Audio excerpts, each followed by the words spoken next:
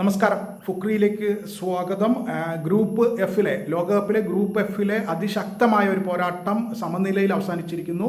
അത് ഏഷ്യൻ ശക്തികളായ ജപ്പാനും യൂറോപ്യൻ ശക്തികളായ സ്വീഡനും തമ്മിലായിരുന്നു. 1-1 സമനിലയാണ് സംഭവിച്ചിരിക്കുന്നത്. മത്സരം കടുത്ത മത്സരമായിരുന്നു.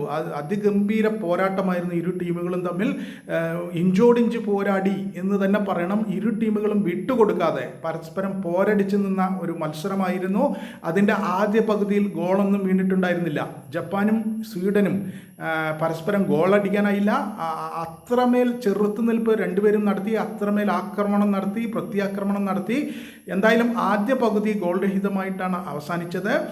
പിന്നീട് രണ്ടാമത്തെ പകുതി തുടങ്ങി 56-ാമത്തെ മിനിറ്റിൽ ജപ്പാൻ്റെ മയേദയാണ് ആദ്യ ഗോളടിച്ചത്. അങ്ങനെ ജപ്പാൻ ഒരു ഗോളിന് മുന്നിലായി 56-ാമത്തെ മിനിറ്റിൽ. എന്നാൽ ആ ഗോളിന്, ആ മുൻതൂക്കത്തിന് അധിക ആയുസ് ഉണ്ടായില്ല.